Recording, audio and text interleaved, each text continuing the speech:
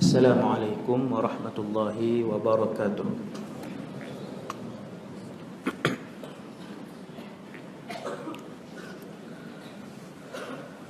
A'udzu billahi minasy syaithanir rajim. Bismillahirrahmanirrahim.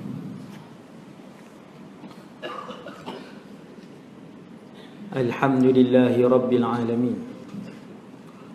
Alhamdulillahilladzi hadana lihadza wa ma kunna linahtadiya laula an hadanallah. Ashhadu an la ilaha illallah wahdahu la syarika lah. Wa ashhadu anna sayyidana Muhammadan abduhu wa rasuluh wa safiyyuhu wa khaliluhu khairu nabiyyin arsalahu Allahu ilal alami kullihi basyiran wa nadhira.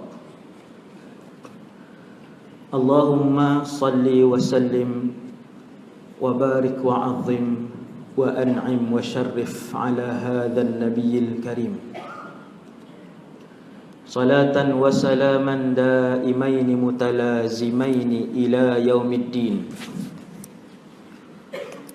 Wala hawla wala quwwata illa billah al-aliyyil azim. Wala hawla wala quwwata illa billah al-aliyyil azim. Wala hawla wala quwwata illa billah al-aliyyil azim. Amma ba'd. Pertama sekali, nawaitul i'tikaf fi hadzal masjid sunnatan lillahi ta'ala. Radina billahi rabba, kami semua redha Allah Tuhan kami. Wa bil islami dina, kami semua redha Islam itu cara hidup kami. Wa bi Muhammadin nabiyyan wa rasula, kami semua redha dan senang hati bahawa Muhammad sallallahu alaihi wasallam seorang nabi dan rasul.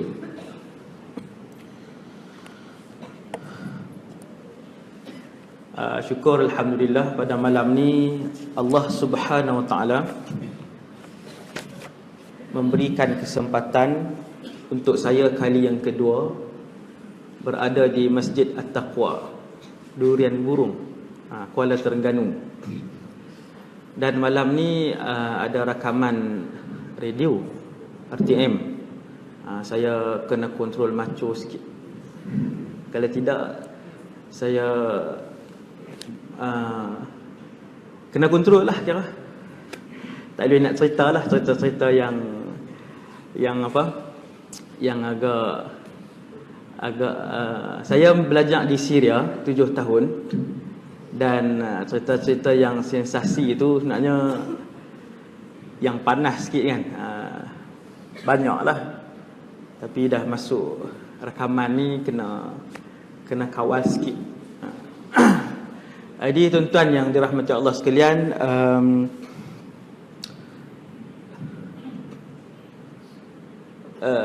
krisis di Syria walaupun baru 5 tahun daripada 2011, sejak daripada 2011 sehingga 2013, 2011 sampai 2013, 2 tahun krisis kebangkitan rakyat dan juga rusuhan yang berlaku di Syria. Jumlah yang terkorban di sana dalam masa 2 tahun lebih tinggi daripada jumlah yang terkorban di Palestin untuk tempoh 40 tahun. Hak ni ramai orang tak perasan. 2 tahun di Syria lebih tinggi daripada 40 tahun di Palestin. Sebab tu kadang tuan-tuan tengok sebahagian NGO dia lebih berat untuk mempromosikan, lebih banyak mempromosikan Syria, lebih banyak yang ambil berat tentang Syria. Sebabnya antaranya ialah yang ni, yang dicatatkan, direkodkan oleh PBB dan angka United Nations, yang rasmi jumlah kematian bila PBB rekod, bermaksud dia orang jumpa tubuh badan dan mereka tahu nama yang dibunuh tu. Bila tuan-tuan tengok rekod berapa yang dibunuh, kalau dikeluarkan oleh PBB, maksudnya jumpa tubuh badan yang sempurna ataupun kebanyakan tubuh badan yang mati tu sempurna, dan mereka tahu siapa yang mati, baru dia masuk. Sebab tu dia akan ada anggaran rasmi dengan anggaran penduduk di sana. Kalau anggaran penduduk di sana sudah mencecah ratusan ribu yang mati, jutaan pelarian mati, ratusan ribu, 200 hingga 300 ribu mati, berganda-ganda, berkali-kali ganda daripada jumlah kematian umat Islam di Palestin. Bila kita tengok di kematian, kemusnahan umat Islam direnyuk, diratah hari-hari di Syria ni, seolah-olah kita rasa habislah, Syria ni hancurlah. 14 buah negeri yang ada dalam negara Syria. Tahun lepas, 2 negeri masih elok, iaitulah Dimashq dan juga Halab. Tahun ni akhir 2016 dan juga awal 2017, negeri yang elok hanya tinggal Dimashq saja. Dimashq dalam bahasa Arab, Damsyik dalam bahasa Melayu. Saya berjumpa dengan pelajar Melayu Malaysia yang keempat ataupun ketiga yang terakhir meninggalkan bumi Syria tahun lepas. Dia datang ke rumah saya dan banyak soalan lah. Dan dia junior saya lah waktu belajar dulu. Dia balik lambat, dia balik tahun lepas. Dia orang yang ketiga ataupun keempat yang paling akhir. Dia kata bandar-bandar lain tu rosak, hancur, roboh, kecuali negeri Dimashq, iaitu ibu negara pada hari ini. Dia kata kalau ustaz pergi ke sempadan Dimashq dengan negeri lain, maka dekat sempadan tu belah sini elok, sebelah sana dah padang jarak. Boleh nampaklah sebelah sana saja. Seolah-olahnya negara Syria ni kita tengok macam dia tidak ada harapan untuk dibangunkan semula, ataupun sudah tidak ada harapan untuk dia menjadi sebagai sebuah negara yang berjalan seperti biasa. Nampak macam tu. Maka malam ni kita nak bawa satu benda yang tuan-tuan akan terkejutlah, benda-benda baru. Sudut pandang agama dalam Al-Quran dan juga hadis tentang asal-usul keberkatan, fadilat dan juga satu zaman kegemilangan yang paling tinggi, penuh dengan keberkatan, yang akan kembali ke suatu tanah ataupun ke suatu tempat yang bernama Syam ataupun Syria. Yang ni yang sebenarnya kalau orang Islam yang terpelajar, yang mengaji hadis, yang belajar, pernah membaca tentang fadailus Syam, kelebihan Syam, maka mereka akan menaruh harapan yang tinggi dan berkeyakinan penuh, kerana yang memberitahukan kepada kita berita bahawasanya Syam, Syria dan Palestin yang akan kembali menjadi negara yang paling makmur di dalam alam ini. Yang bagi tahu itu adalah Al-Quran dan juga hadis-hadis sahih daripada Nabi sallallahu alaihi wasallam. Amalan ni kita akan sebut yang tu.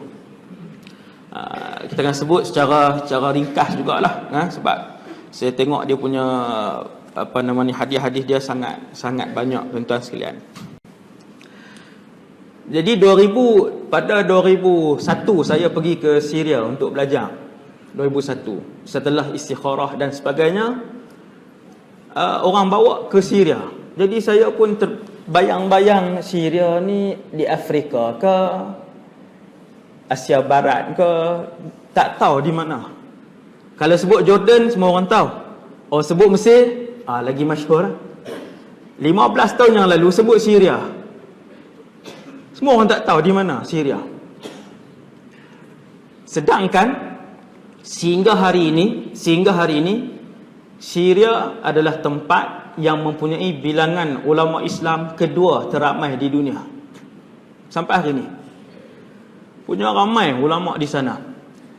Subhanallah, keberkatan bumi Syam dengan bilangan ulama yang ramai ni bukan 100 tahun ini, tapi dah bermula sejak 1000 tahun yang lalu. 1000 bahkan 1400 tahun yang lalu, apabila lebih kurang 10,000 dari kalangan para sahabat selepas kewafatan Rasulullah berhijrah ke Syam. Sahabat lebih kurang 100 hingga 140,000 orang. Anggaran bilangan sahabat ketika wafatnya Rasulullah, ulama ambil bilangan ni sebab yang menghadiri Hajjatul Wada'. Nabi khutbah di Arafah di hadapan umat Islam lebih kurang 100,000 orang. Maka kesemua tu adalah sahabat. Maka ulama kata bilangan sahabat di antara 100 hingga 140,000. 100,000 yang hadir khutbah Hajjatul Wada', yang baki-baki itu anggaran para ulama yang duduk di Iraq dan sebagainya. Lepas Nabi wafat, lebih kurang 10,000 sahabat berhijrah ke bumi Syam. Ramainya. Kenapa begitu ramai? Ini dia punya sejarah dia ni, kan? Dia punya sejarah dia. Jadi bumi Syria ni dia di Asia Barat, sebelah Palestin. Di sebelah barat Syria, Palestin. Sebelah timur dia Iraq, atas dia Turki, bawah dia Jordan. Lebih kurang bawah dia Jordan. Sebelah barat dia Palestin dan negara haram Israel. Di sana Syria. Penduduk dia lebih kurang kita juga. Saya rasa hari ni 2016 mungkin mencecah 30 juta orang. 30 juta orang. Sampailah zaman moden ni, sampai zaman moden, selepas kejatuhan kerajaan Turki Uthmaniyah di Turki 1924, Syria diperintah oleh parti Ba'ath. Salah seorang dia punya menteri pertahanan adalah Hafiz Al-Assad. Dia gulingkan kerajaan waktu tu. Dia gulingkan, kemudian dia lantik diri dia jadi presiden. Hafiz Al-Assad, ayah kepada presiden Syria hari ini, Bashar Al-Assad. Jadi Hafiz Al-Assad ni dia naik jadi presiden. Waktu saya sampai dia dah mati dah setahun yang lalu. Waktu saya sampai 2001 tu, anak dia sudah jadi presiden waktu tu, iaitu Bashar Al-Assad. Jadi bila satu pemerintahan dia guling kerajaan orang lain ni, dia takut tuan-tuan. Dia takutlah. Jadi dia berhati-hati. Maka jumlah SB di sana ramai. Jumlah mata-mata ni sangat banyak. Kalau tuan-tuan tanya orang-orang yang pernah belajar Syria kan, seorang pelajar asing akan diekori oleh seorang SB ataupun yang pegang maklumat dia. Sebab tu dia nak tangkap siapa-siapa pun, kalau dia nak tangkap 6 petang dia pergi rumah, dia tahu. 3 pagi dia pergi rumah, dia tahu. Saya juga pernah kena, bukan ISIS tahu. Waktu tu tak ada ISIS. Saya pun pernah ditangkap pada satu pagi. Dia main pagi, dia buka pintu Wajil Anwar Huna. Dia tahu duduk di mana, semua memang dia tahu. Rupanya setelah dia ambil apa semua, tersalah orang. Lepas tu dia lepas balik hari tu juga. Nasib baik lagi kan. Dan kerajaan dia disebabkan dia merampas kuasa daripada orang, maka dia sangat berhati-hati. Dan kalau dia tangkap orang, dia tak perlu bagi tahu kepada mana-mana ahli keluarga, ataupun kalau dia tangkap rakyat asing, dia tak perlu maklumkan kepada kedutaan. Dan ni salah dari segi peraturan antarabangsa. Pernah pelajar Malaysia 2 orang budak Mesir datang ke Syria untuk talaqi. Selalu kita akan briefing pelajar baru, bagi tahu benda apa boleh buat, benda apa tak boleh buat. Tapi mereka ni dah mengaji luar dah di Mesir. Jadi dia mai ke Syria, dia bawa diri belajar. Dia tak ikut program briefing untuk pelajar baru tu, dia tak ikut. Akhirnya dia pergi belajar sampai ke sempadan Syria, kena tangkap. Selepas 7 hari di penjara bawah tanah, barulah diketahui tempat dia. Itu pun salah seorang SB yang duduk di sana, di sempadan tu, Syria dengan Turki tu, salah seorang mata-mata di sana tu pelajar, student, pelajar Arab lah, tapi dia belajar di Damsyik, di ibu negara. Dia balik sana, dia turun pergi penjara. Tugas dia SB turun pergi penjara, dia tengok budak Malaysia. Dia pun telefon kami, Persatuan Pelajar Malaysia Syria. Kita pun jumpa dengan kedutaan. Kedutaan kata tak boleh tangkap mana-mana warga negara, kecuali mesti dimaklumkan. Dia tangkap 7 hari, tak maklum apa, tak payah tanya nak jadi apa ke, tak boleh tanya. Tekanan ni lah yang membuatkan rakyat dia daripada tahun 1960 lebih kurang, daripada Hafiz Al-Assad tu naik presiden, sampailah tahun yang jadi kebangkitan rakyat 2011 tu, orang Syria ni tekanan, hidup dalam keadaan tekanan, ditangkap yang sana, ditangkap sini, oleh kerajaan yang sangat zalim lah, yang sangat-sangat zalim. Kemudian pula faktor kedua yang membuatkan rakyat Syria begitu marah ni ialah Syria adalah negara Arab yang paling kaya sekali. Tuan-tuan tengok kemewahan Dubai, Emirates, Arab Saudi. Arab Saudi pun lah ekonomi dah teruk lah kan. Junam lah dia pun, akhir 2016 dengan 2017 ni, duk junam lah dia pun. Tuan-tuan sekalian, fakta ekonomi ni ialah Syria adalah negara Arab yang paling kaya dari segi sumber asli yang ada dalam Syria. Boleh tengok, saya pernah baca dalam majalah ekonomi dia. Kemudian saya selalu cerita benda ni. Saya tengok sendiri rancangan Man yurid an yarbah milyun riyal. Who want to be millionaire lah tu. Di bahasa Arab, Man yurid an yarbah milyun riyal, 1 juta riyal. Ada satu orang ni, saya tak ingat dia peserta negara mana tau. Depa pertandingan depa tu, rancangan tu, banyak negara Arab lah masuk. Kalau kita Malaysia, buat di Malaysia aja kan, orang Indonesia tak masuk. Di sana persaingan daripada negara-negara Arab. Sampailah satu soalan yang dia ni kecundang, iaitu soalan dia, apakah negara Arab yang paling kaya? Jawapan dia yang saya ingat waktu tu 3 aja saya ingat. Memang masyhur lah, Imarat dalam bahasa Arab, negara Imarat, negara Saudi, negara Syria, As-Suriyah, Al-Jumhuriyah Al-Arabiyah As-Suriyah. Dia sebut macam tu. Dia tak sebut Syria, dia sebut Suriah.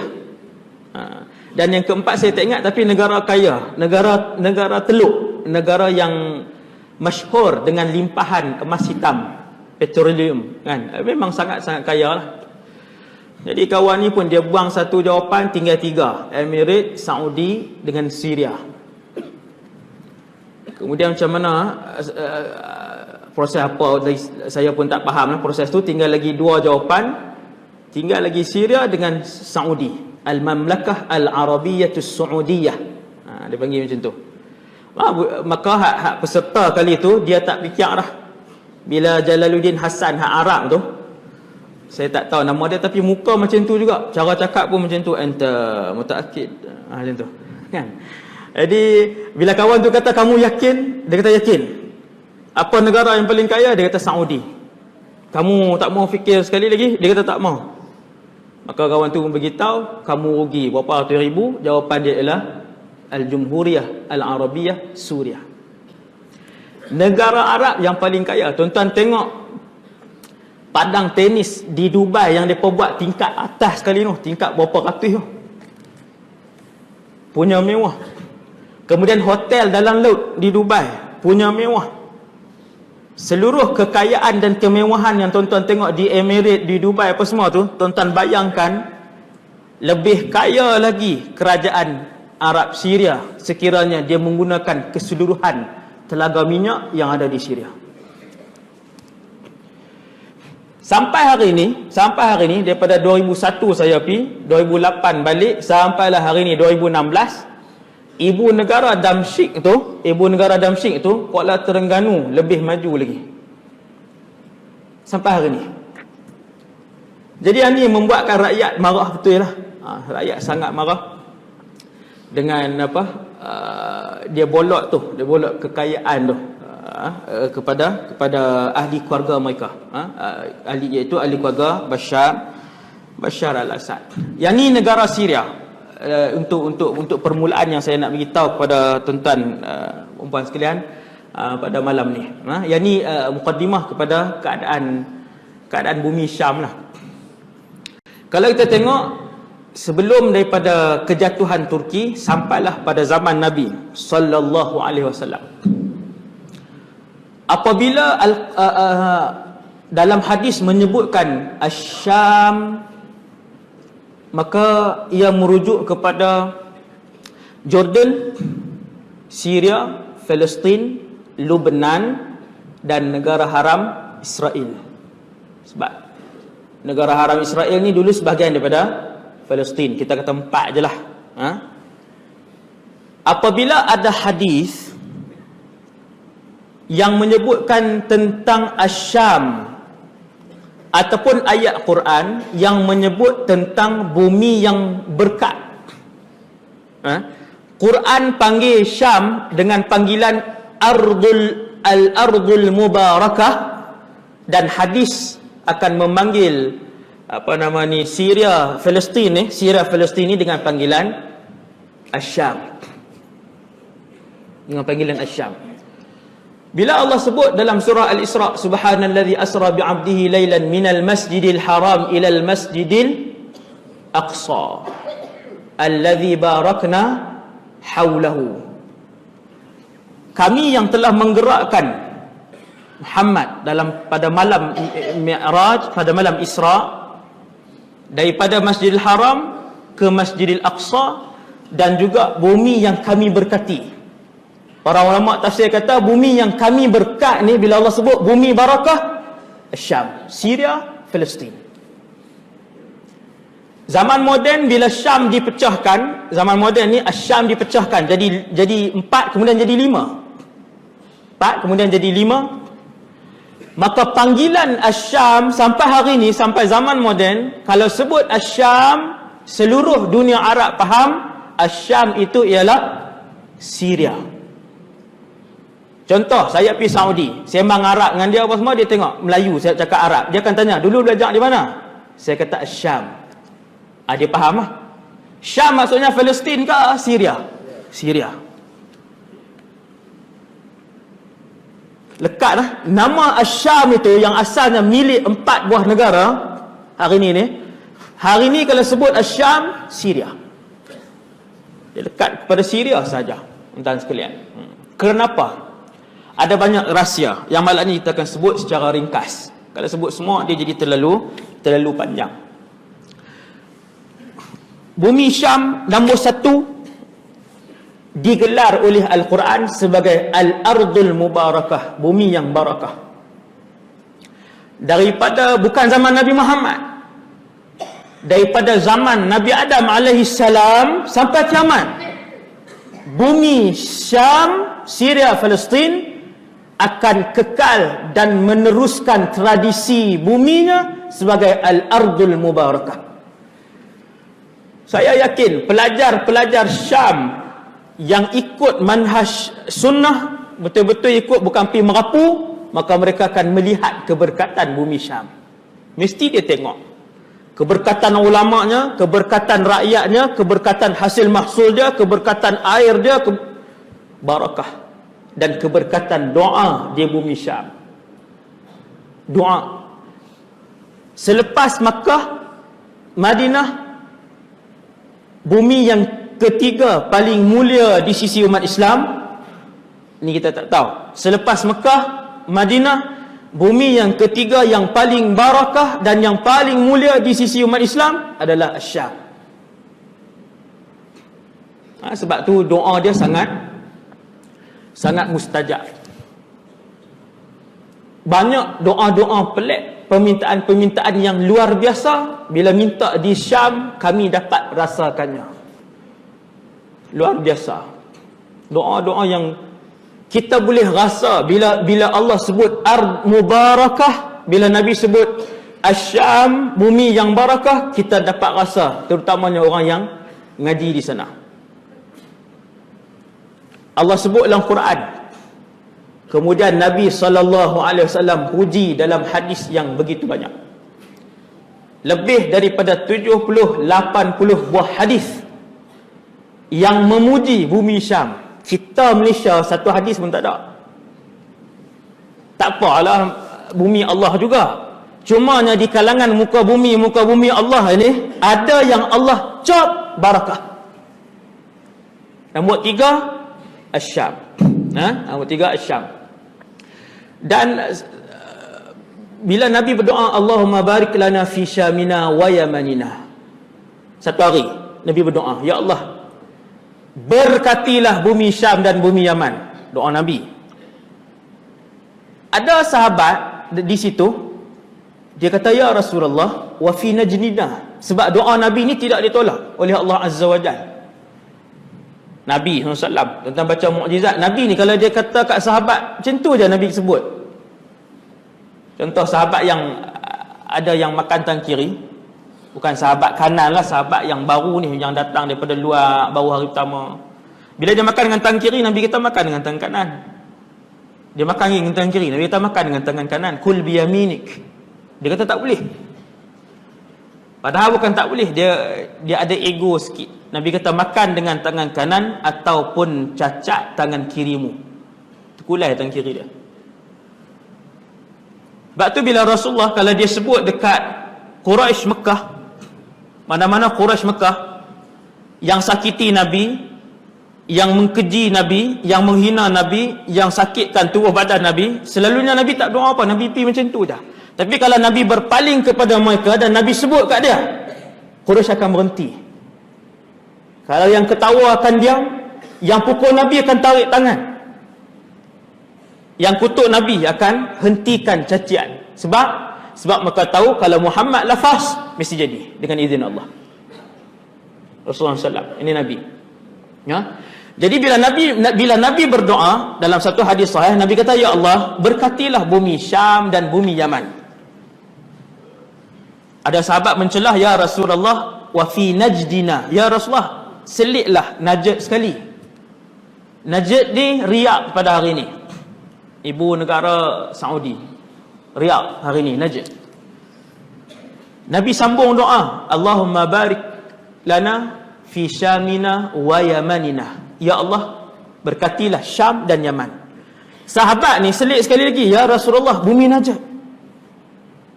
Nabi berdoa dan Nabi tak masukkan Najd. Nabi kata, ya Allah, berkatilah bumi Syam dan bumi Yaman. Sahabat tu kata, ya Rasulullah, silitlah Najd sekali. Nabi kata, hunalika zalazil wal fitan, hunalika yatlu'u qarnu syaitan. Kata Rasulullah, di sanalah akan berlaku banyak goncangan, dan di sanalah akan berlaku banyak punca-punca fitnah. Wa hunalika yatlu'u qarnu syaitan, dan di sana juga akan keluarnya tanduk syaitan. Oh, berat tu hadis tu tuan-tuan. Riyadh hari ni. bila Nabi sebut, Nabi tak layan doa tu. Bila dia suruh selit tu, Nabi tak layan. Akhirnya Nabi sebut, di sanalah akan menjadi punca banyaknya berlaku kecelaruan dan fitnah kepada umat Islam. Jadi sebagian ulama hurai sekian. Saya tak sebutlah lagi apa. Dia panas pula kan. Ada yang sensitif tu saya skip. Jadi tuan-tuan sekalian, jadi Nabi berdoa, rupanya Nabi berdoa untuk keberkatan bumi Syam. Yang ketiga,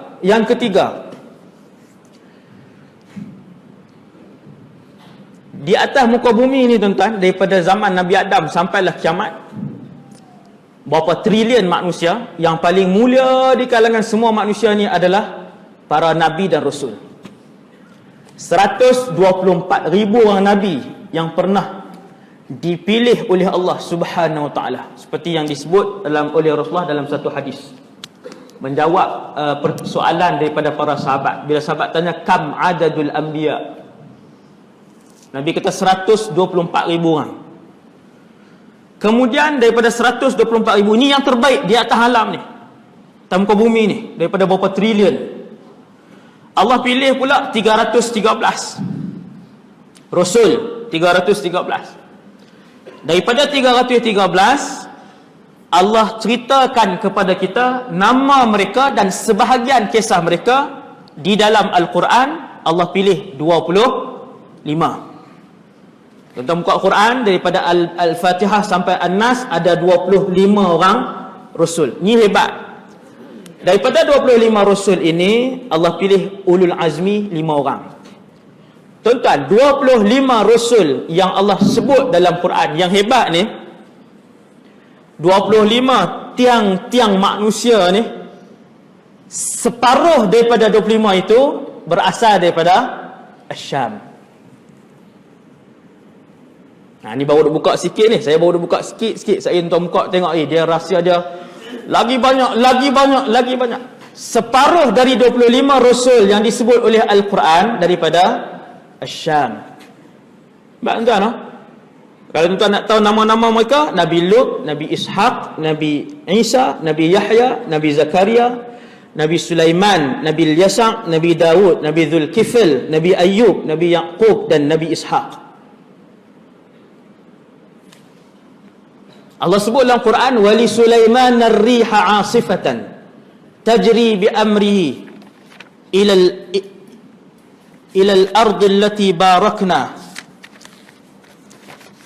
Ayat dia, wali Sulaiman ar-riha 'asifatan tajri bi amrihi ila al-ard allati barakna fiha wa kunna bi kulli syai'in 'alimin.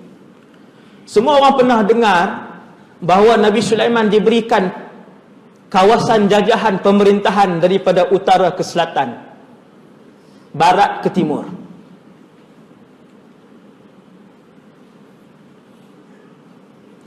Dan dia pernah berdoa, Rabbi habli mulkan la yanbaghi li ahadin min ba'di.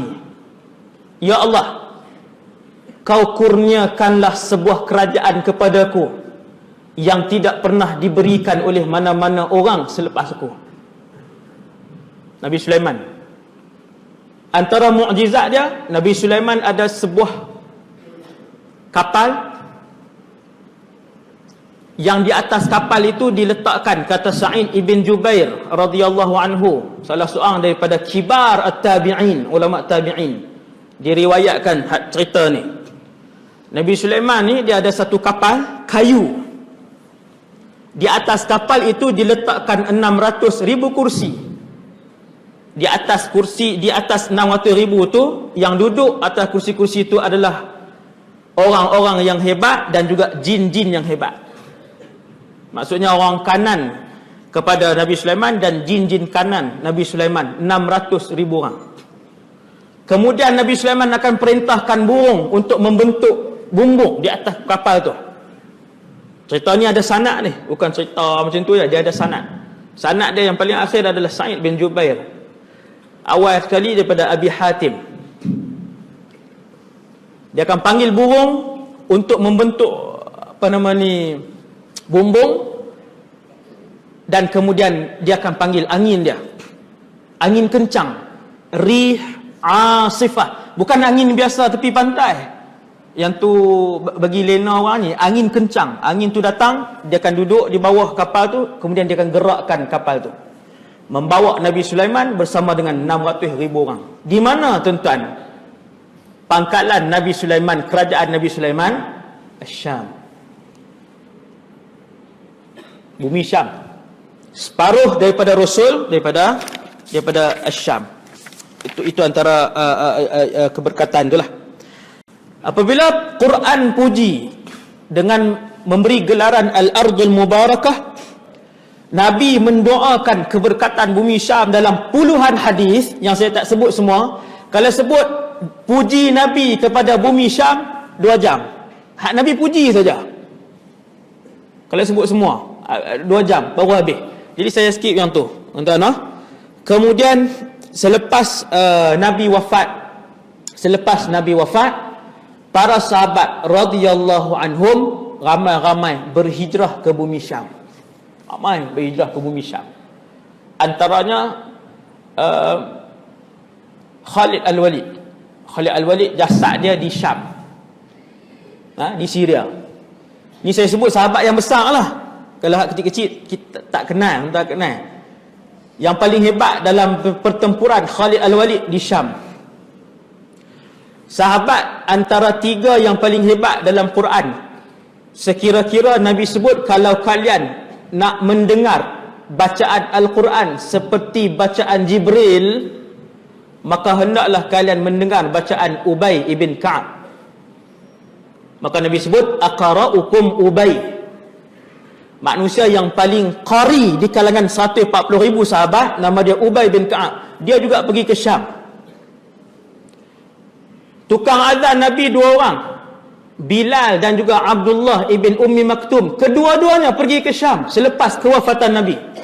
Sehinggalah Bilal nampak Nabi dalam mimpi, bahawasanya Nabi merindui Bilal. Baru Bilal siap barang balik ke Madinah. Abdullah bin Ummi Maktum, muazzin kedua Nabi, meneruskan kehidupan di Syam dan wafat di Syam. Apabila Jibril turun, Jibril akan berupa dengan rupa manusia. Tuan-tuan, Jibril turun jumpa Nabi, dia bukan turun dengan rupa malaikat. Mana celuih apa nama ni Mekah. Celuih ni muat. Celuih bahasa Kedah. Tak, celuih tu tak muat. Jibril bila dia turun, dia tak turun dengan 600 sayap dia. Dia akan turun dengan rupa malaikat. Yang ni ada dalam kitab Tauhid.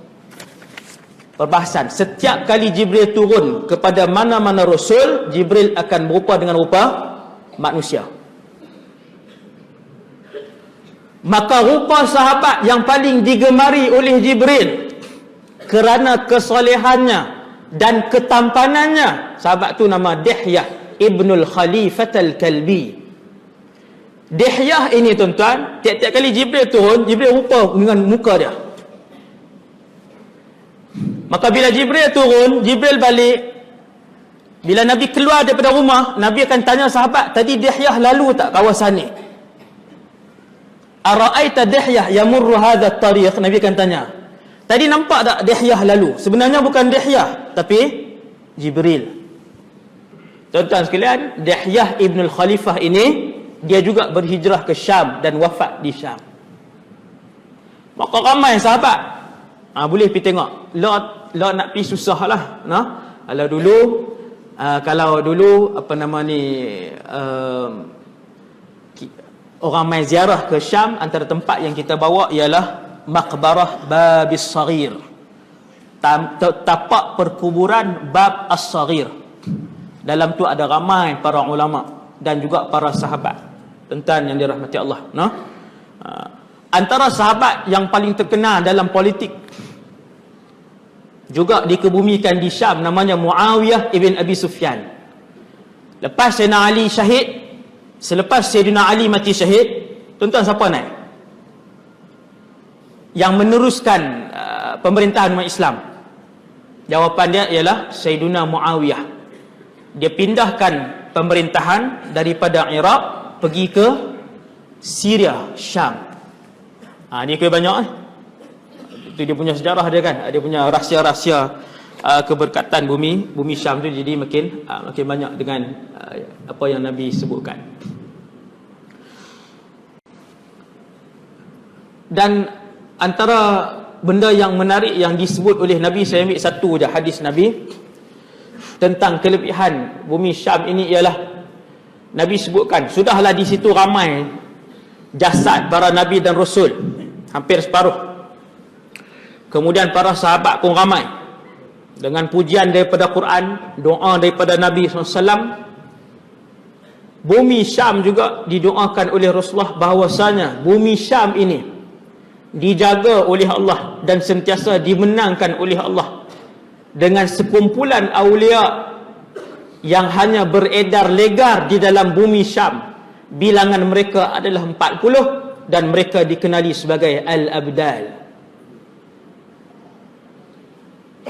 Awliya yang nama Abdal hanya ada di Syam sahaja. Abdal.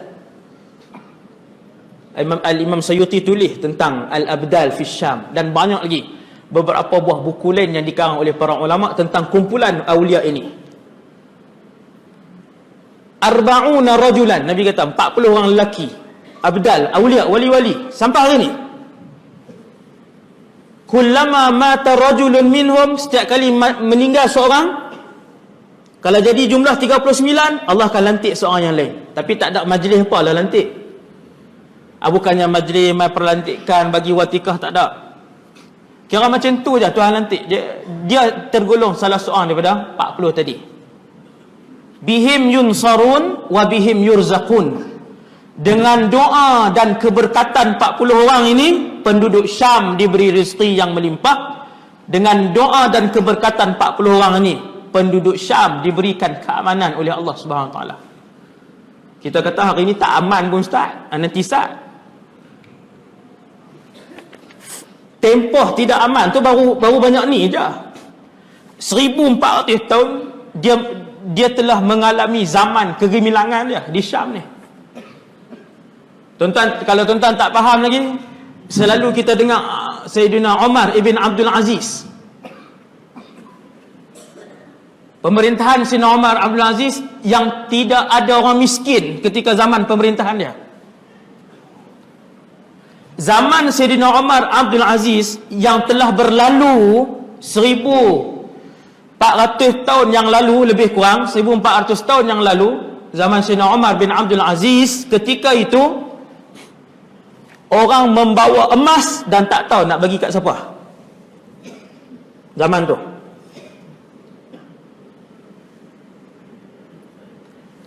Biji gandum pada zaman itu, ada satu biji gandum pada zaman itu sebesar biji kurma.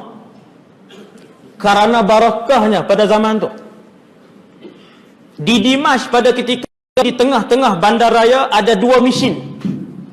Satu mesin mengalirkan gandum 24 jam, satu mesin mengalirkan susu 24 jam. Mana-mana rakyat yang nak ambil, silakan ambil. Cuma pada zaman Umar bin Abdul Aziz, gandum-gandum diserakkan di atas gunung dan bukit. Kerana mewahnya makanan dan rezeki yang Allah limpahkan. Dan pusat pemerintahan Umar bin Abdul Aziz adalah Syam, di Syria. Banyak tuan, dia punya sejarah dia tu memang sangat tebal. Bumi Syam ni, dia di bumi Syam. Ni baru jadi ya, ni yang jadi pembunuhan apa semua kan. Cuma kita nak sebut kepada umat Islam bahawasanya bumi Syam, khususnya Syria dan Palestin, mempunyai cahaya dan masa depan yang sangat gemilang selepas pada ni, insya-Allah, insya-Allah. Tuan-tuan sekalian, kemudian apa kaitan bumi Syria dan Palestin ni khususnya dengan akhir zaman ni? Ni baru kita masuk tajuk betul ni. Tuan-tuan yang dirahmati Allah Subhanahu Wa Taala sekalian,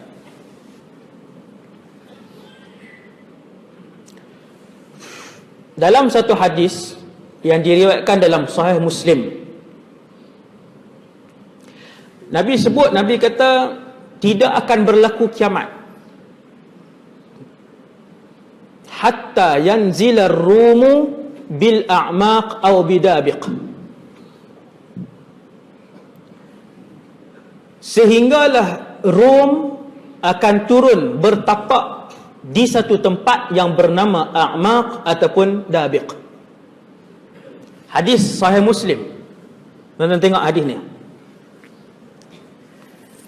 Hadis ni ulama sebut sebagai hadis seperti yang diterangkan oleh Nabi, Yaum al-Malhamah al-Kubra, hari penceraian daging yang paling besar sekali. Yaum al-Malhamah Kubra ini adalah peperangan yang paling besar dalam sejarah manusia. Ini saya sebut ringkasan lah, sebab dia ada tajuk ceramah khas yang tu. Ni dia tengok saya lah. Sebut tajuk ceramah khas, dia tengok saya. Maksudnya untuk akan datang lah tu. Tak tahu lagi, tak jamin kan. Wallahu a'lam. Tuan-tuan sekalian, Nabi sebut dalam satu hadis, jarang diceritakan, kita jarang diperdengarkan, bahwasanya di akhir zaman nanti akan jadi satu peperangan di antara kalian dan juga Rom, dan ia adalah peperangan yang paling besar dalam sejarah peradaban manusia. Soalan dia tuan-tuan, perang tu berlaku ke tak lagi? Jawapan dia, ijma' semua ulama sampailah ke tahun ni 2016, perang itu belum berlaku. Tuan-tuan pernah dengar tak? Ni saya sebut. Dan fakta yang Nabi sebut dalam hadis tu tak perlu ditakwil dengan benda-benda lain dah, kerana Nabi sebut dengan jelas. Nabi kata Rom akan turun di satu tempat yang bernama A'maq, syakkar rawi Dabiq. Tempat tu nama A'maq, ataupun perawi hadis tu kata A'maq Nabi sebut, ataupun Dabiq. Tuan-tuan sekalian, A'maq dan Dabiq ini duduk sebelah-sebelah, dekat macam ni je. Sebelah macam tu je. Daerah kecil duduk macam tu je. Nama daerah yang disebut oleh Rasulullah itu ada sampai hari ini di Syria. Ini sejarah Syria ni yang nak sebut ni. Tuan-tuan yang dirahmati Allah, daerah kecil yang disebutkan oleh Rasulullah yang akan menjadi camp, tempat untuk tentera-tentera Rom berpengkalan, Nabi sebut A'maq. Tuan-tuan, pergi hari ni A'maq dengan Dabiq ni satu kawasan tanah rata. Dia tak ada bangunan, hospital, sekolah, dia kawasan tanah rata, kosong. A'maq atau Dabiq. Dan perang ni belum berlaku. Apabila mereka turun ke situ, maka akan berlakulah pertempuran yang paling dahsyat di antara umat Islam dan juga tentera Rom. Ulama bahas di sini ada khilaf. Rom ni siapa? Rom ni, kalau tuan-tuan tengok huraian-huraian ulama Mesir ke, ulama Syria ke, mereka akan sebut, saya dengar daripada telinga saya sendiri, daripada para ulama Syria dan para ulama Mesir, antaranya huraian Dr. Ali Jum'ah. Bila sebut Rom, orang kata Rom itu adalah Eropah dan Amerika Syarikat. Wallahu alam. Yang tu pun tafsiran ulama, ijtihad ulama. Kalian akan berperang dengan mereka. Mereka akan turun sampai ke A'maq, kemudian mereka akan berdiri di bawah 70 lebih bendera. Nabi sebut syiarah. Maksudnya 70 lebih negara. 70 lebih negara. Di bawah setiap satu bendera ada 12,000 tentera dia. Jumlah keseluruhan lebih kurang ni tentera hak Nabi sebut yang datang berkumpul di situ. Lebih kurang 1 juta lah kalau tuan-tuan kali. 1 juta tentera yang berkumpul di situ. Dan ketika itu kata Rasulullah, umat Islam akan dipimpin oleh salah seorang daripada keturunanku. Namanya seperti namaku, nama ayahnya seperti nama ayahku, dan dia disebut Muhammad ibn Abdullah Al-Mahdi. Imam Mahdi ni dia bukan cerita retorik, hikayat, dongeng ke. Imam Mahdi ni disebabkan terlalu banyak hadis-hadis yang bercakap tentang Imam Mahdi, terlampau banyak sahabat yang sebut tentang Imam Mahdi, melebihi 50 orang sahabat, menjadikan hadis Imam Mahdi mutawatir maknawi. Tak payah hurailah mutawatir maknawi, lagi panjang pula lagi. Tapi hadis yang kuat bahwasanya di akhir zaman nanti akan muncul salah seorang daripada keturunanku, kata Rasulullah, cucu cicit Nabi, maksudnya Ahlul Bait, Ahlul Bait. Ketika itu dia akan memerintah, dan ketika itu dia akan memimpin umat Islam untuk berperang dengan Rom sehingga mencapai kemenangan, sampai menang. Di mana tuan-tuan perang ni tuan? Syria. Tak nampak ke? Di Syria. Subhanallah. Berlaku ke tak lagi? Belum. Tuan-tuan baca hadis lain, Nabi akan sebut ketika mana Rom bawa turun dia punya tentera dia, tak tahulah berapa puluh juta orang, wallahu alam. Nabi sebut tadi yang berhimpun saja, yang nak datang lagi dan sebagainya, wallahu alam. Ketika itu Al-Imam Muhammad ibn Abdullah baru saja dibai'ah. Saya masuk cerita Imam Mahdi. Imam Mahdi sejam 30 minit. Cerita Imam Mahdi saja. Dia punya perwatakan dia dibai'ah di mana sebagainya. Selepas dia dibai'ah di Mekah, dia mesti dibai'ah di Mekah. Kalau bai'ah di Masjid Durian Burung, yang tu bukan Imam Mahdi. Confirm boleh menampak, tuan-tuan. Imam Mahdi ni hadis kriteria dia Nabi sebut begitu terperinci sehingga kan orang tak boleh mengaku Imam Mahdi. Siapa-siapa mengaku Imam Mahdi, kita boleh tanya dia 1, 2, 3, 4, 5, 6. Dia akan dibai'ah di Makkah. Setelah dia dibai'ah oleh sekumpulan ulama daripada Iraq dan juga Syam. Nampak tuan? Iraq dan juga Syam. Iraq ni pun hebat, sebab di kalangan 25 orang Rasul, daripada Iraq 4 orang. Daripada Iraq 4 orang. Daripada 25 Rasul tu, Nabi Idris, Nabi Nuh, Nabi Ibrahim, Nabi Yunus alaihissalam, daripada Iraq. Ketika Imam Mahdi dibai'ah, yang paling awal mengangkat dia untuk dibai'ah oleh orang Islam lain adalah 2 kumpulan ulama, yang pertama daripada Syam dan yang kedua daripada Iraq. Pak tuan, Syam, ulama Syam. Ulama Syam. Dia ni akan angkat bai'ah, kemudian orang lain pakat bai'ah. Tanda yang paling besar bahawa dia itu adalah Imam Mahdi adalah satu lagi hadis lain yang diriwayatkan, juga hadis sahih, iaitu satu tentera akan keluar daripada tentera zalim yang Nabi sebutkan sebagai Al-Jayshus Sufyani. Nabi gelarkan mereka ini sebagai pasukan Sufyani. Yang ni para ulama khilaf banyak yang ni. Kita pun tak tahu siapa mereka. Tentera Sufyani. Banyaklah tafsiran dia, takwilan dia, uraian hadis ni. Cuma Nabi kata tentera Sufyani yang zalim ini, setelah mendengar bahawasanya Imam Mahdi telah dan sedang dibai'ah di Makkah. Bai'ah ke tak ya tuan? Belum. Dia akan dibai'ah di Makkah. Setelah mendengar tentera zalim daripada Syam juga, satu kumpulan tentera yang zalim akan keluar beramai-ramai untuk menyerang pasukan yang baru dibentuk oleh Al-Imamul Mahdi. Sampai di satu tempat yang bernama Baida.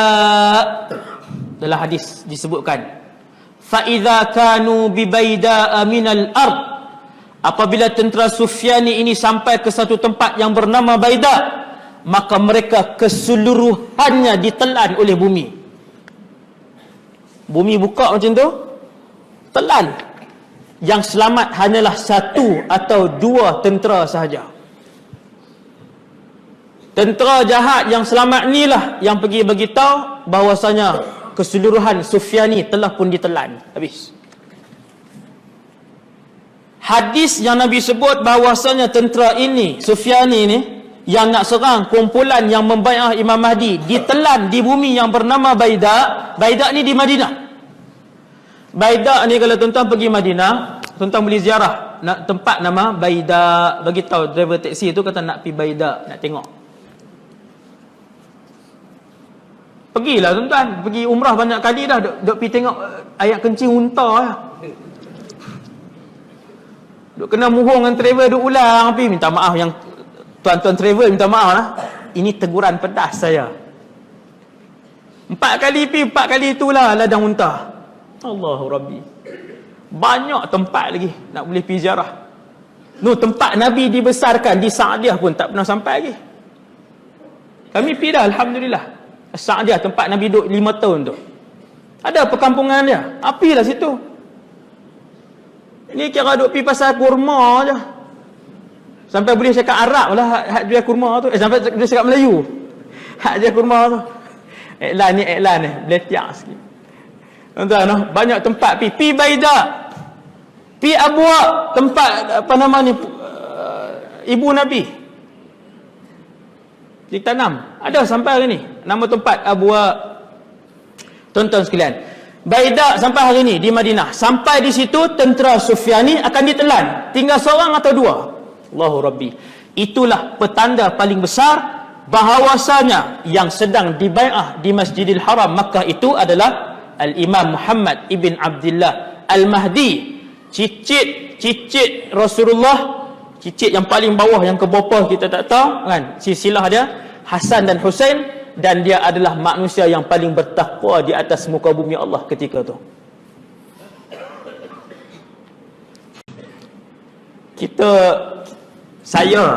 Kita semua dengar fadilat syuhada, orang mati syahid. Allahu Rabbi, ya Allah. Tuan-tuan, kesemua para syuhada sejak zaman Nabi Adam alaihi salam sampailah syuhada hari ini, apabila mereka mati syahid, maka mereka telah pun berlegar-legar di dalam syurga Allah Subhanahu wa taala. Tetapi di dalam perut ataupun dengan rupa seekor burung hijau. Hadis sahih ni, hadis ni. Orang yang mati biasa, orang soleh mati biasa ataupun orang fasik apa semua sekarang berada di alam barzakh. Kecuali syuhada, mereka telah pun berada, kata Rasulullah, dengan rupa seekor burung hijau. Mereka terbang ke mana sahaja yang mereka nak di dalam syurga Allah. Duduk dalam syurga dah. Allahu Rabbi, ni mati syahid dah. Semua manusia termasuk Nabi dan Rasul merasakan sakaratul maut, termasuk Rasulullah. Termasuk Rasulullah merasakan sedikit sakaratul maut. Kecuali satu kumpulan yang apabila mereka mati, sedikit pun mereka tak rasa sakaratul maut. Kumpulan ini adalah syuhada. Tak payah bahas lah, tu tajuk kelebihan syuhada, sejam 30 minit. Buat mai pula cerita syuhada yang menarik. Tuan-tuan buat kuliah tu, cerita para syuhada daripada tabi'in, syuhada sahabat yang hebat-hebat ni. Subhanallah. Tuan-tuan, bila dengar cerita syuhada ni, adakah kita putus harapan untuk menjadi syahid? Tidak. Walaupun hari ini sudah mencecah 2017, setiap umat Nabi Muhammad yang bernafas sampai malam ni masih punya harapan yang tinggi untuk bersama-sama dengan kumpulan syuhada, insya-Allah. Ambil mana tuan-tuan? Saya sebut ni ambil daripada mana? Ni al-malhamatul kubra yang disebut oleh Rasulullah masih belum berlaku.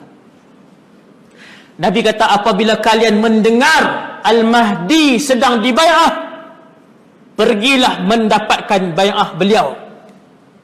Walau habwan 'ala salji, walaupun terpaksa merangkak, Nabi kata, di atas salji. Nabi kata pergi. Peluang untuk syahid masih ada. Bila wallahu alam. Cuma kita kena tahu siapa dia Imam Mahdi apa semua ni kan. Zaman ni zaman sihir, zaman sebagainya. Sekali dia pakai jubah putih, serban apa semua, bawa tasbih 10 meter apa, duk terbang main ni, duk main terbang kot ni. Dia kata saya lah Mahdi. Kita pun tengok, kalau tak Mahdi tak boleh terbang ni. Pakat bai'ah dia. Maka kena tahu kriteria dia. Nabi sebut jelas ada berapa belah kriteria tu. Bukan malam ni kita akan bincang. Tuan-tuan sekalian, habis Imam Mahdi berperang, kata Rasulullah ketika itu, ketika Rom keluar dengan tenteranya yang ramai, hanya para mujahidin yang benar-benar ikhlas. Ini susah ni. Allahu Rabbi. Ini cukup susah. Tuan-tuan, bila dengar Imam Mahdi, ramai tak yang semangat nak pergi? Ramai. Hak semangat dengan ilmu ada, hak semangat pasal kawan ada, hak semangat pasal iman ada. Maka kata Rasulullah, dalam pertempuran sengit yang pertama, tuan-tuan, pertempuran Al-Malhamatul Kubra, Armageddon yang orang Yahudi buat ni, filem hak mereka buat tu, pertempuran ini, pusingan pertama, 1/3 daripada tentera Islam lari. Pasal apa lari? Hak tu pi semangat kawan. Dia bukan pi atas semangat ilmu yang dia ada, dan dia bukan pi atas semangat kefahaman Islam dan juga iman yang dia ada. Ni bahaya. Tapi dia pi dan sampai. Pergi bai'ah sampai masuk perang, 1/3 pusingan pertama patah balik, berunduk. Nabi kata Allah tidak akan mengampunkan hak 1/3 ni. Dia melemahkan semangat hak 2/3 yang ada tadi. 1/3 berundur, tuan-tuan. Kalau 100,000, 30,000 berundur. Balik. Balik bukan habis senjata, balik sebab lemah semangat. Ni dalam perang ni. Kemudian kata Nabi akan menyertai peperangan ketika itu. Ni Syam, saya sebut Syam ni. Tentera terbaik umat Islam di atas muka bumi Allah. Minal Madinah. Dalam hadis panjang tadi, Nabi kata akan keluar tentera terbaik di atas muka bumi Allah, minal Madinah. Daripada satu bandar. Kesemua ulama hadis sebut Madinah yang dimaksudkan oleh Rasulullah bukanlah Madinah Munawwarah. Madinah yang dimaksudkan oleh Rasulullah, yang ni tak ada khilaf, Madinah yang disebutkan oleh Rasulullah ialah Syam. Tuan-tuan, pusat penempatan tentera Islam Imam Mahdi di Syam, dan tentera terbaik Imam Mahdi, tentera elit Imam Mahdi juga daripada Syam. Sebab tu tuan-tuan tengok pada hari ni, sampai ke hari ni, walaupun serangan ni ada serangan lain dulu, TBK 2277 minta alih, halang laluan, ada pergerakan yang terhalang di luar, minta alih TBK 2277 Harrier menghalang laluan. Apa dia tahu tak? Serangan. Saya pun tak tahu serangan apa. Apa dia tadi tajuk apa? Iklan lupa. Apa tadi ni? Allahumma salli ala Muhammad. Apa tadi? Serangan tadi. Akan dianggotai, Nabi sebut tentera elit daripada Syam. Daripada Syam juga. Imam Mahdi akan pusatkan pemerintahan dia, kumpul tentera apa semua di Syam. Yang ni sejarah Syam ni, yang akan jadi satu hari nanti. Kemudian kata Nabi, tentera-tentera yang paling kuat juga akan datang daripada Syam. Dan ketika itu fustatul muslimin, ketika terjadinya perang Al-Malhamatul Kubra, kubu perbentengan terakhir umat Islam yang paling ampuh adalah di satu tempat. Nabi kata yuqalu laha al-Ghutah. Nabi sebut nama tempat. Nama tempat itu adalah Ghutah. Ghutah ni di mana tuan? Di Damsyik juga. Benteng pertahanan terakhir yang paling ampuh umat Islam dalam peperangan Al-Malhamah Kubra, Nabi kata akan berlaku di Al-Ghutah. Di situ umat Islam akan berbenteng. Utah ni saya pernah sampai sebab saya ada keluarga angkat di sana. Dia Rif Dimash. Dia pinggir kota Dimash. Kalau tuan-tuan boleh ziarah lagi Syam, seronok lah. Boleh pergi tempat-tempat ni lah. Tak boleh lah. No? Saya ada keluarga angkat di sana, di Jarba, Ghutah Gharbiyah, kalau tak silap saya. Saya selalu pergi tidur di sana, pergi padang pasir, dia tengok kawasan dan sebagainya. Kawasan. Jadi Nabi sebut di situ. Dan kata Nabi, khairu manazilil muslimina yawma idzin, di situ adalah penempatan terbaik untuk umat Islam pada zaman itu. Habis perang, Dajjal keluar. Ni nak cerita ni, ya, tapi ini yang tak akhir lah ni, ni yang bahagian akhir lah ni. Tuan jangan risau. 15 minit lagi insya-Allah. 15 minit ni.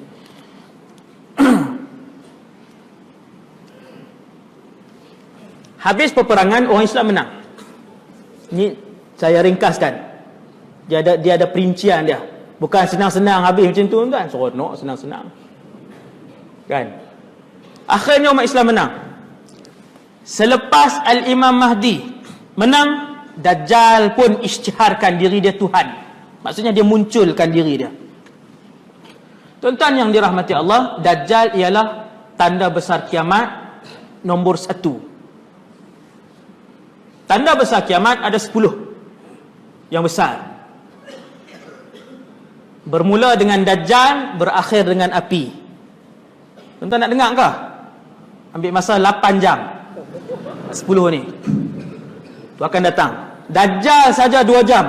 Dajjal, saya tak tipu, hadis-hadis tentang Dajjal 2 jam 10 ni, 8 jam lebih kurang. Nantilah kita sebut sikit je, trailer je. Ni trailer je, tuan-tuan tengok. Bumi Syam, Bumi Syam. Setelah Imam Mahdi menang, Dajjal pun isytiharkan diri dia Tuhan. Di Iran, Asfahan ataupun Khurasan, Nabi sebut trailer, 2 tempat. Sama ada Asfahan ataupun Khurasan, 2 tempat. Dia akan isytihar di sana bersama dengan 70,000 tentera elit Dajjal. Tu dah cerita sikit tu. Kemudian datang menyerang Imam Mahdi. Berlaku pertempuran di antara tentera Dajjal dengan Imam Mahdi. Akhirnya Imam Mahdi tak boleh nak sekat kemarahan tentera Dajjal. Karena Nabi dah sebut bahawasanya Dajjal ini tidak boleh dikalahkan oleh seorang manusia pun kecuali Isa ibn Maryam alaihi salatu wassalam. Nabi Isa seorang lah. Ataupun kalau Rasulullah hidup, Nabi pernah sebut, kalau aku hidup pada zaman Dajjal muncul, fa ana hajijuh, aku yang akan berlawan dengan dia. Tetapi setelah aku wafat, tidak ada manusia yang akan boleh kalahkan dia kecuali Isa ibn Maryam. Maka Imam Mahdi bawa tentera bertempur dengan tentera Dajjal, kalah, bertempur dengan tentera Dajjal, kalah. Akhirnya berundur kembali kepada kem Imam Mahdi. Di mana kem Imam Mahdi? Syria. Berundur masuk sampai ke Syria. Dah berundur masuk sampai ke Damsyik, ibu negara Syria hari ini. Masuk berundur sampailah ke Damsyik. Akhirnya mereka masuk ke dalam masjid. Ini hadis saya ringkaskan kepada tuan-tuan. Kalau baca hadis lagi lama. Masuk ke dalam masjid dan mereka tutup semua pintu masjid dan mereka tetap melaksanakan solat. Macam biasa, semayang tetap semayang. Sebab tu dalam perang tuan-tuan, kalau perang 3 hari berturut-turut, 3 hari berturut, para sahabat, tabi'in, pejuang-pejuang zaman Khalid bin Walid, zaman Salahuddin Al-Ayyubi rahimahullah, kesemuanya solat walaupun ketika perang. Sebab tu dia ada solat waktu perang. Dalam keadaan menunggang kuda, solat dalam keadaan merangkak, solat dalam keadaan berjalan, solat dalam keadaan berlari. Solat tetap wajib dilaksanakan. Imam Mahdi pun meneruskan solat, kata Rasulullah, sampailah satu ketika mereka nak laksanakan solat subuh dalam satu riwayat. Dia ada dua riwayat, kedua-duanya sahih. Kita ambil yang subuh untuk cerita kan. Jadi buat saf dalam masjid. Al-Imam Mahdi berada di depan untuk mengimamkan solat subuh tersebut. Setelah diiqamah, maka Al-Imam Al-Mahdi pun angkat takbir Allahu Akbar. Bila angkat takbir Allahu Akbar, bunyi satu suara di belakang. Maka yang tak angkat takbir lagi ni, yang duk perbetul kem pelikat apa semua ni, geng lambat sikit kan, soft belakang ni, baru duk tanya main mana, tanya kawan dia kan. Atau mujahidin tak ada lah macam tu kan, kita lah. Bila Imam Mahdi dah angkat takbir Allahu Akbar, bunyi suara di belakang, maka yang soft-soft belakang ni, mereka pun menoleh ke belakang dan melihat. Ketika itu Nabi Isa ibn Maryam sedang turun dan telah pun mendarat di atas menara putih di sebuah masjid.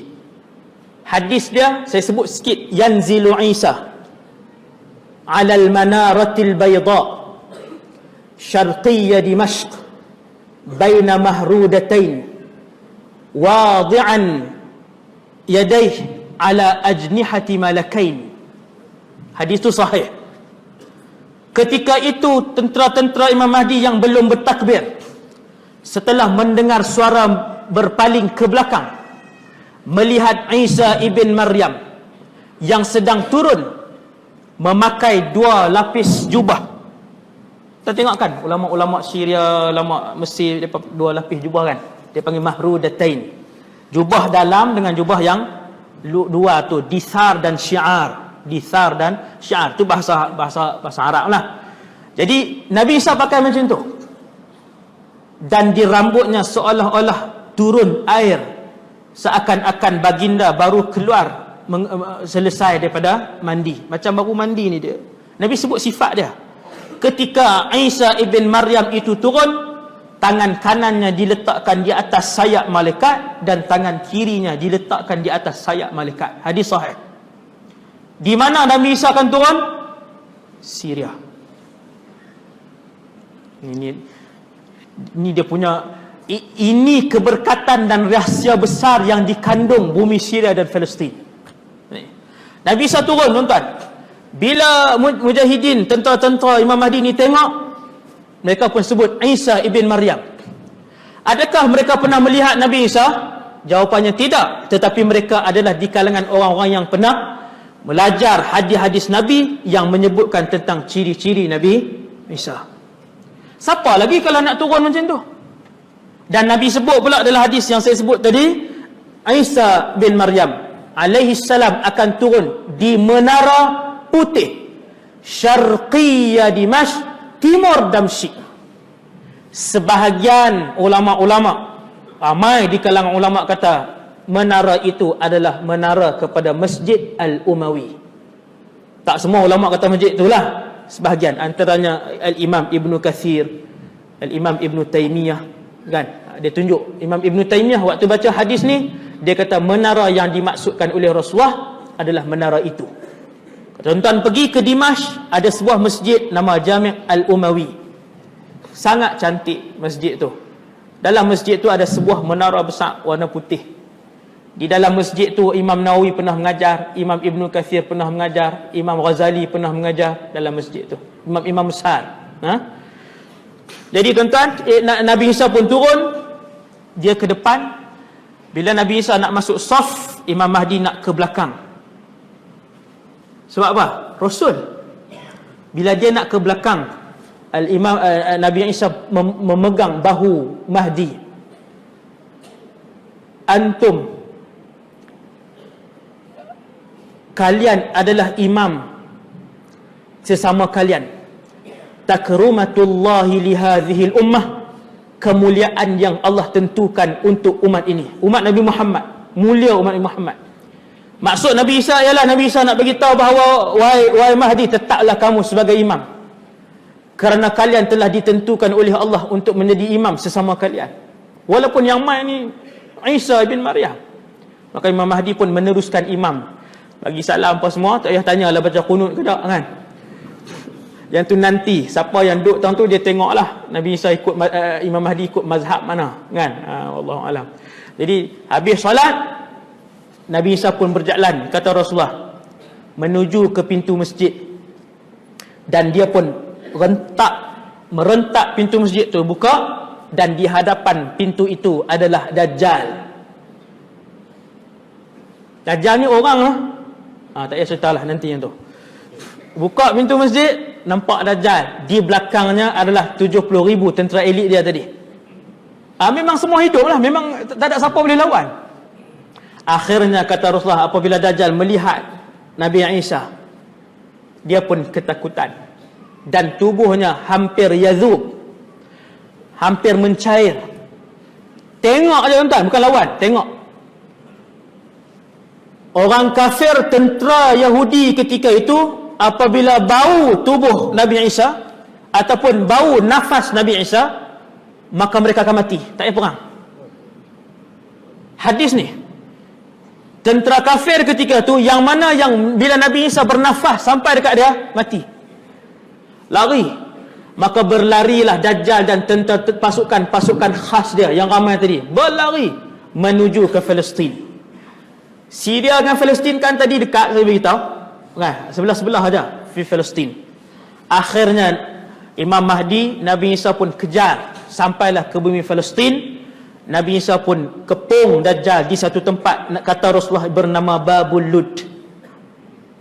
Babul Lud, sampai hari ni ada tempat ni. Di tempat itulah Dajjal akan dibunuh. Lalu Nabi Isa pun menombak Dajjal, dan ada kesan darah pada senjata yang digunakan oleh Nabi Isa. Dia tak berlaku pertempuran lah. Saya tuan-tuan duk bayang nak berlawan, terbang, keluar api apa semua.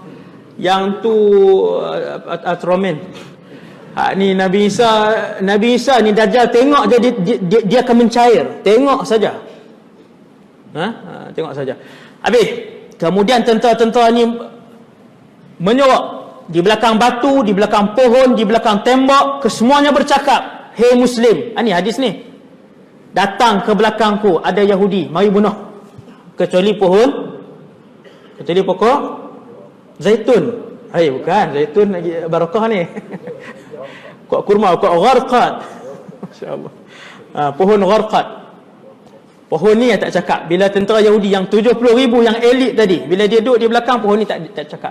Nabi kata, "Fa innaha syajaratun yahudiyah." Sesungguhnya ia adalah pokok Yahudi. Bentuk macam mana saya pun tak tahu, tak pernah kaji lagi. Habis, akhirnya dibunuh kesemuanya. Balik. Nabi Isa meneruskan kehidupan dia. Habislah perang, tuan. Siapa nak perang dengan Nabi Isa? Dajjal pun habis dah. Dajjal kecil ni lagi lah lama habis. Kan dia banyak keluar dajjal kecil, ada 30. Salasuna dajjalun. Ketua dia habis, yang kecil lagi lah habis. Maka Nabi Isa pun meneruskan kehidupannya. Nabi kata, ketika itu Nabi Isa akan menjalankan hukum Allah di seluruh muka bumi. Kesemua akan tunduk kepada syariat dan hukum Allah Subhanahu wa taala, dan kesemuanya akan tunduk kepada isi kandungan Al-Quran dan hadis.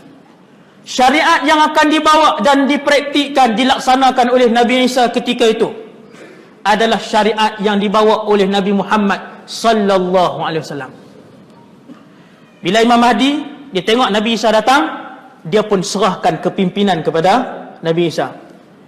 Maka ketika itulah, pada zaman mereka berdua ini, Allah Subhanahu wa taala mengembalikan seluruh keberkatan yang ada di atas langit dan di bawah bumi, dikeluarkan, di atas langit diturunkan. Waktu tu tuan-tuan, sama macam zaman Umar ibn Abdul Aziz radhiyallahu anhu. Tidak ada lagi orang yang berhak untuk menerima zakat, kerana semua umat Islam adalah jutawan. Ada satu je perbezaan pemerintahan Umar bin Abdul Aziz dan juga pemerintahan Sayyidina Isa. Zaman Sayyidina Umar bin Abdul Aziz, siapa pergi pejabat zakat, dia ambil duit untuk diberikan kepada orang susah. Kalau tak ada orang susah, dia boleh bawa balik duit tu, emas tu, ke Baitul Mal. Baitul Mal akan ambil balik. pada zaman pemerintahan Nabi Isa, siapa-siapa yang gatal pergi ambil emas dan perak di Baitul Mal untuk diagihkan kepada orang-orang miskin, kemudian tak ada orang miskin, maka Baitul Mal akan buat peraturan tidak boleh dikembalikan emas dan perak. Kami pun tak tahu nak tahu di mana. Lagi mewah, buah delima yang dimakan pada zaman itu, kulitnya dibuat payung. Zaman itu Nabi kata, kanak-kanak akan bermain dengan harimau dan ular. Yang akan mengembala kambing-kambing adalah serigala-serigala. Bisa tak ada, tuan? Bisa dah tak ada. Buas binatang sudah tak ada. Kata Rasulullah, ni Nabi cerita zaman tu, ni trailer ni saya sebut ni. Nabi kata pada zaman itu seorang petani apabila pergi ke tanah pertaniannya hanya melemparkan benihnya begitu saja, kemudian dia pun balik. Lalu naiklah tumbuh-tumbuhan yang segar. Apabila orang ramai lalu di celah-celah tumbuh-tumbuhan yang segar ni, buah-buah yang banyak semua ni, tidak ada satu ranting pun yang akan dipatahkan daripada dalam kebun-kebun mewah itu. Punya amanah orang zaman tu. Tuan-tuan, zaman tu berlalu ke belum? Belum. Allahu Rabbi. Betapa kita, Allahu Akbar, teringin sangat kalau Allah Ta'ala muliakan kita untuk berada pada zaman tu. Cuma nak pi ke zaman tu, tuan-tuan, kena lalu satu zaman yang paling sukar. Satu, berdepan dengan fitnah Dajjal. Dajjal ni bila dia keluar, semua fasik akan ikut Dajjal. Tuan-tuan, fasik ni apa fasik? Orang tak tutup aurat fasik. Zaman hari ni tak tutup aurat. Inna lillah wa inna ilaihi raji'un. Nabi kata kesemua fasik ketika Dajjal keluar akan ikut Dajjal. Murtad, mensyirikkan Allah Azza wa Jal dan menjadi pengikut Dajjal. Ramai tak zaman ni? Kalau sehari semayang 3 waktu, tinggal 2 waktu, fasik.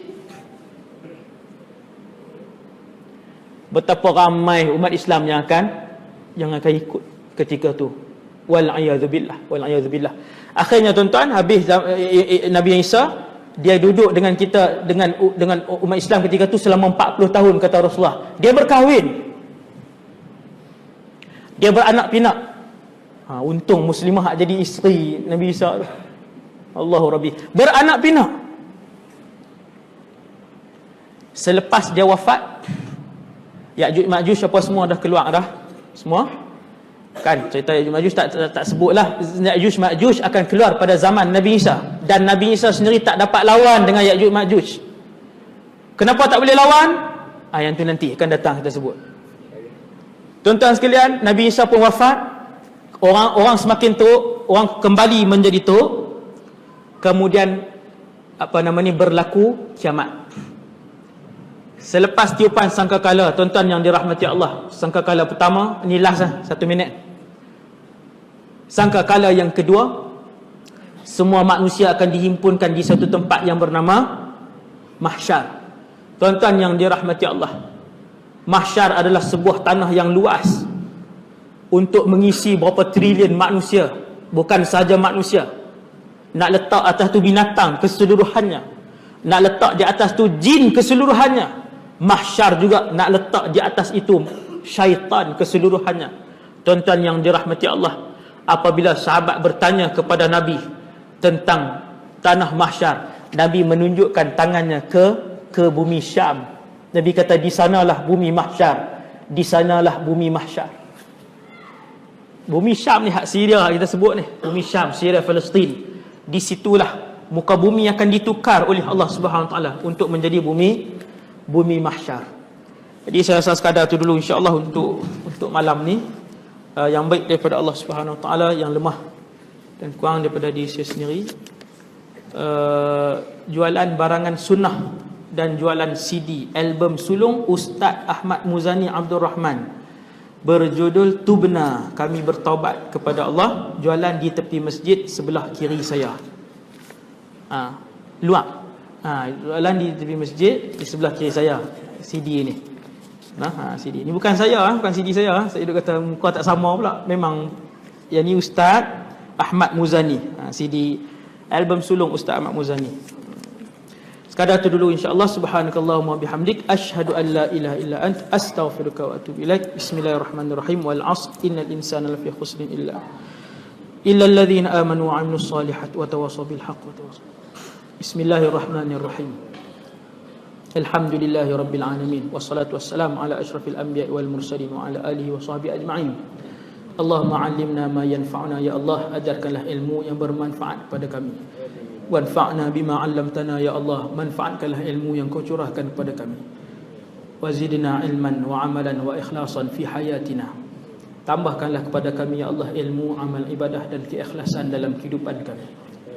Ya Allah, ya Tuhan kami, sekiranya ada di kalangan kami ini, ya Allah, yang dimuliakan oleh-Mu sebagai ahli syurga, ya Allah, maka ya Allah, masukkanlah kami juga bersama-sama dengan beliau, ya Allah. Kerana beliau juga sedang menadah tangan memohon dan berdoa kepadamu dengan doa ini pada malam ini, ya Allah. Ya Allah, ya Tuhan kami, matikanlah kami dengan husnul khatimah. Janganlah kau pilih kematian kepada kami kematian yang su'ul khatimah. Wassallallahu ala sayyidina Muhammad wa ala alihi wa sahbihi wasallam. Walhamdulillahirabbil alamin. Assalamualaikum warahmatullahi wabarakatuh.